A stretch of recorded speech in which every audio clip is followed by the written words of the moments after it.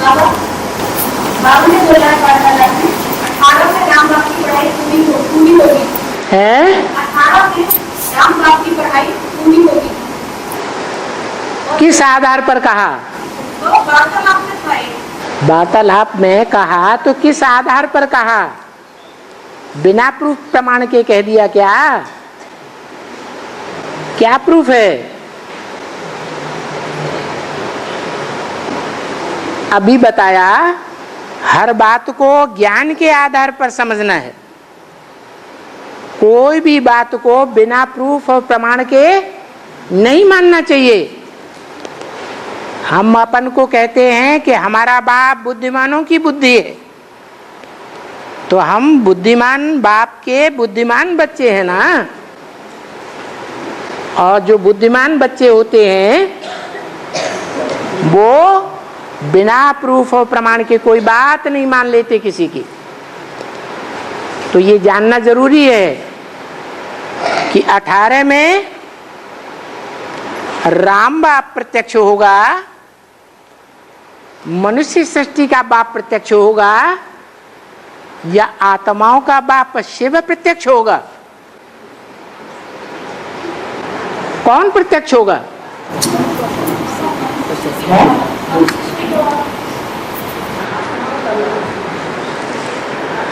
अरे मनुष्य सृष्टि का बाप तो सन 76 के लिए ही मुरली में बोल दिया। 66 की 1966 की मुरली में बोला, इन लक्ष्मी नारायण का जन्म कब हुआ? आज से 10 वर्ष कम 5000 वर्ष हुआ। तो कौन सा सन आता है? 76 आता है। तो नारायण कहो, राम कहो, शंकर वाली आत्मा कहो, संगम युगी कृष्ण कहो,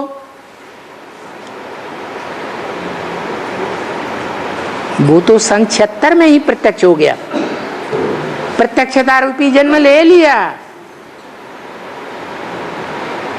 राम बाप के रूप में प्रत्यक्ष होकर के शिव बाप ने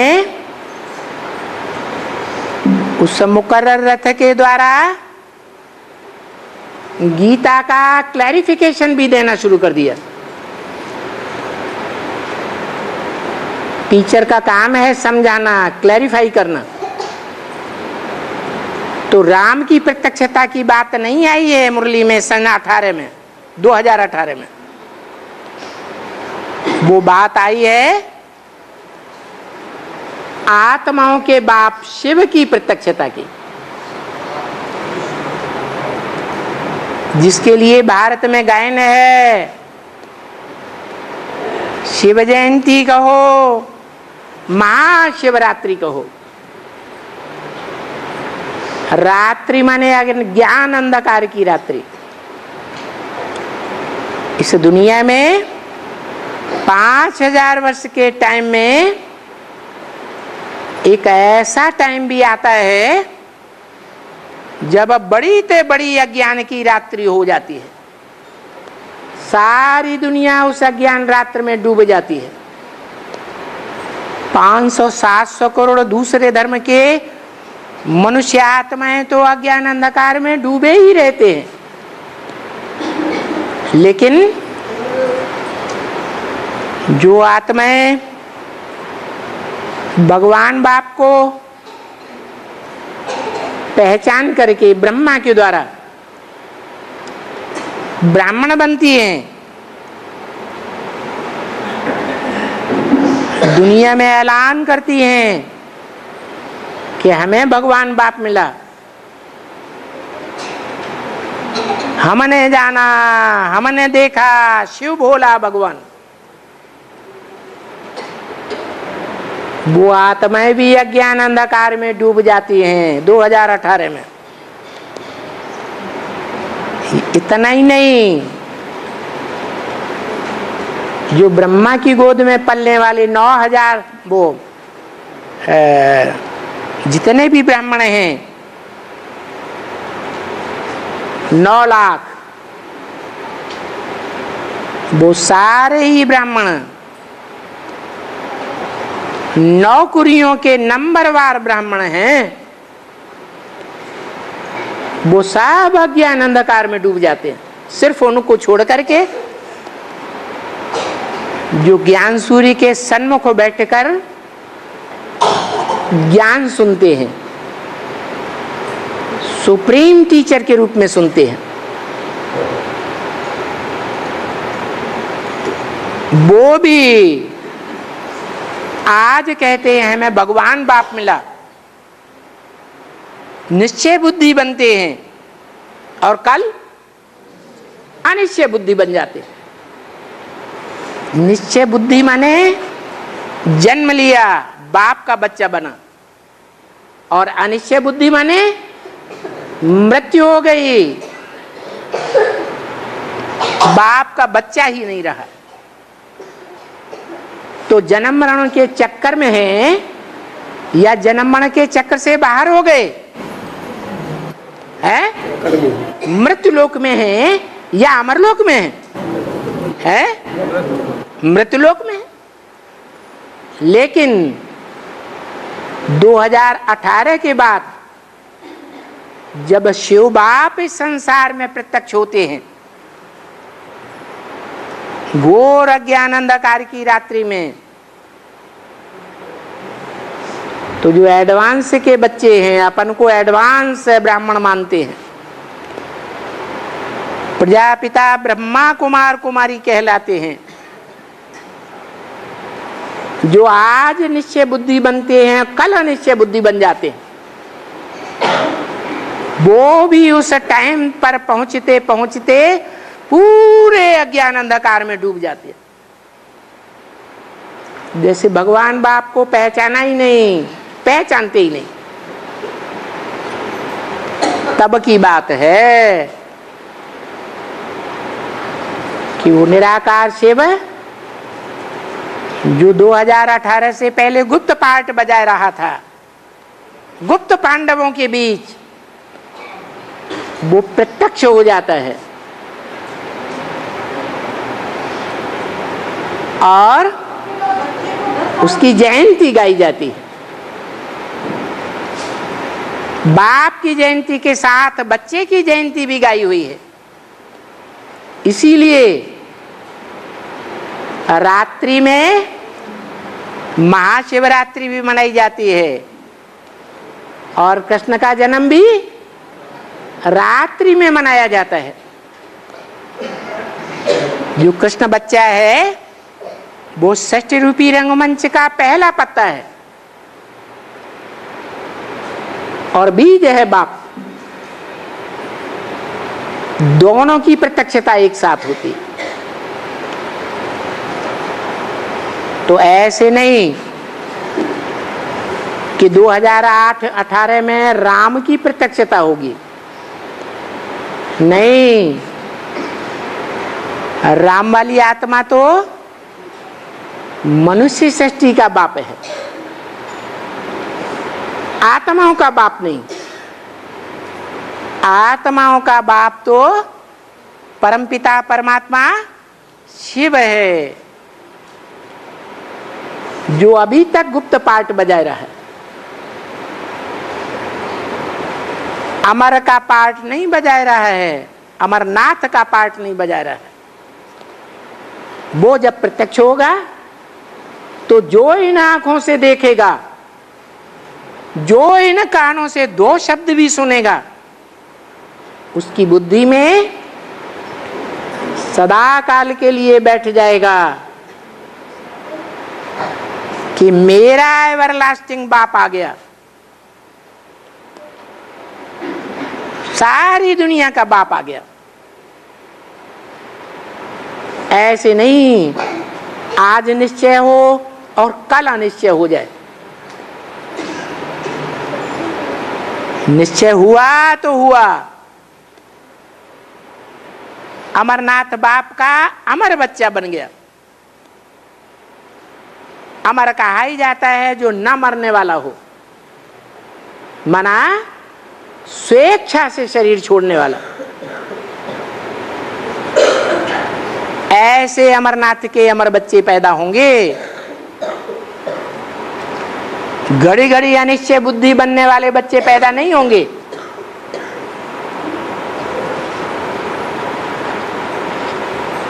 और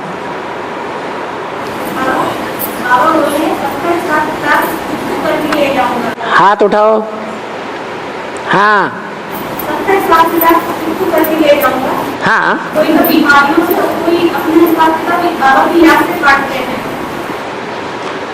हाँ किसी को धर्मराज के द्वारा हिसाब किताब मृत्यु होता है, ठीक है।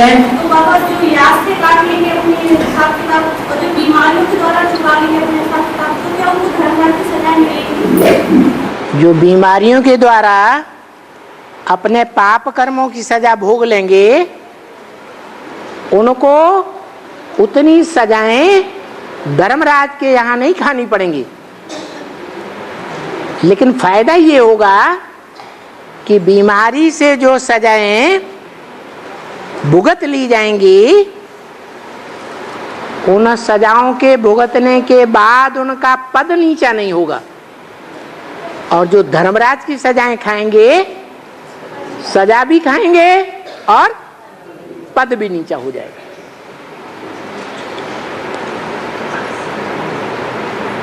और हाँ है,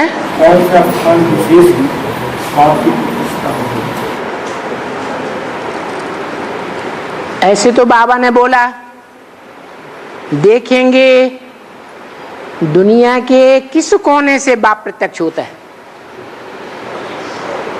तो भक्ति मार्ग में भगवान का प्रत्यक्षता रूपी जन्म कौन से स्टेट में गाया हुआ है?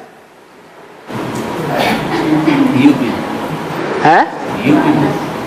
कोई स्टेट है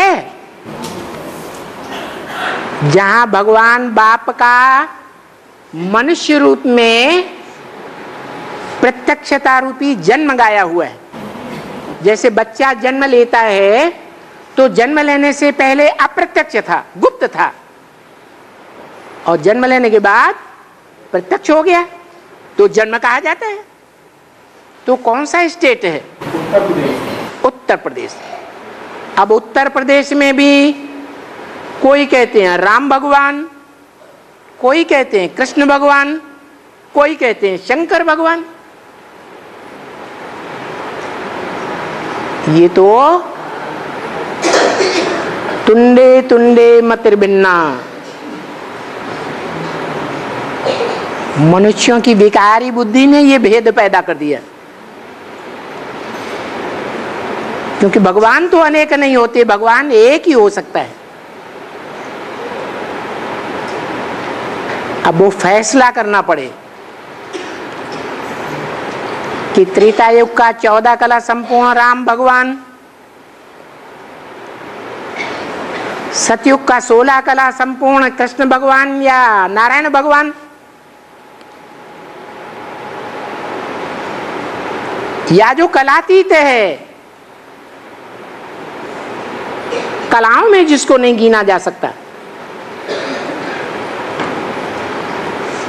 सूर्य के माफिक कलातीत है। सूर्य की कलाएं गिनी जाती हैं क्या? ऐसे कलातीत है, वो भगवान हो सकता है। भगवान को भी कलाओं में बांधा जा सकता है क्या? बांध सकते हैं? अरे भगवान तो कलाहीन मनुष्य को कलयुग में 16 कला संपूर्ण नारायण बनाता है। नर से नारायण बनाने वाला है। वो कलाओं में बंधे हुए मनुष्य कैसे भगवान हो सकते हैं?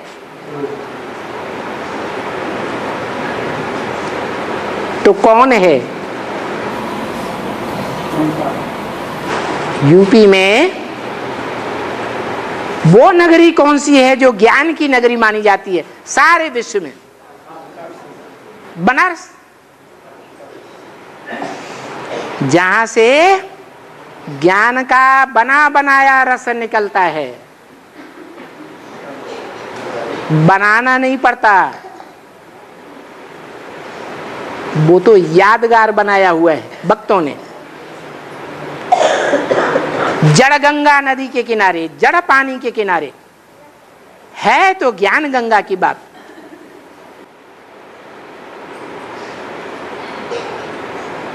तो ज्ञान गंगाएं जहां से निकलती हैं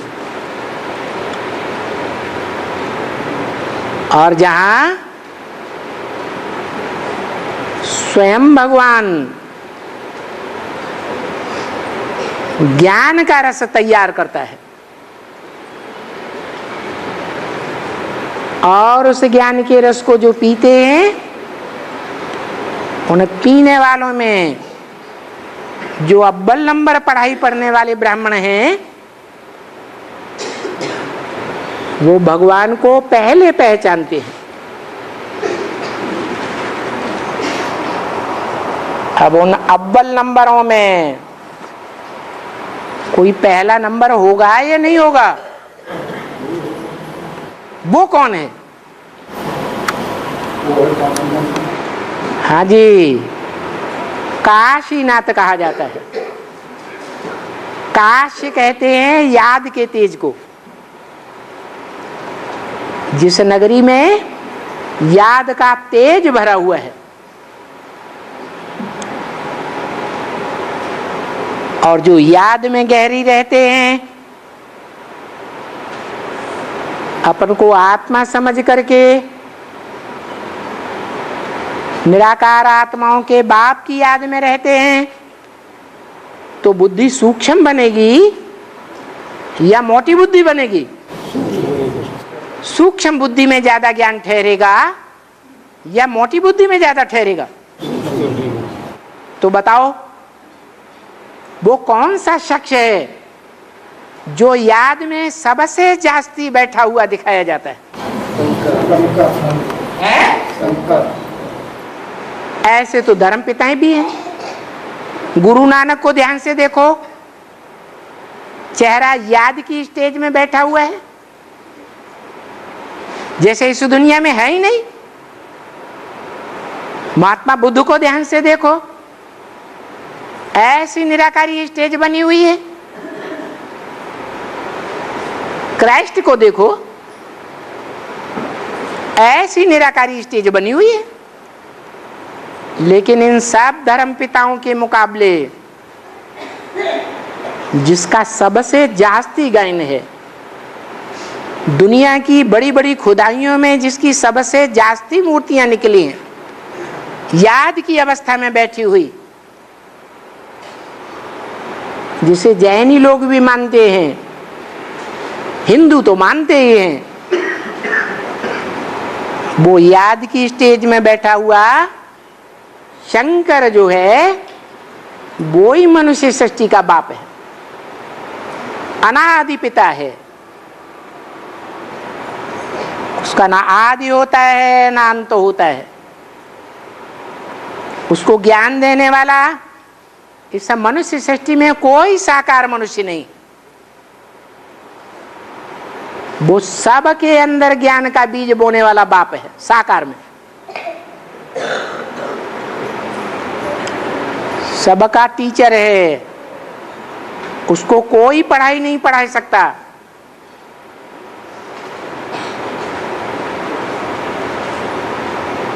और सदगुरु तो साकार ही होता है। सुंदर मेला कर दिया जब सदगुरु मिला दलाल। वो दलाल के रूप में साकार सदगुरु झाड़ के चित्र के ऊपर बैठा हुआ है। क्या कर रहा है? सब आत्माओं को सत गति, सत माने सच्ची, गति माने चाल, मन बुद्धि रूपी आत्मा की चाल ऊपर को जाए वो सच्ची गति, या गड्ढे में जाए वो सच्ची गति। तो सदगति में ले जा रहा है, इसलिए वो सच्चा सदगुरु भी है। और है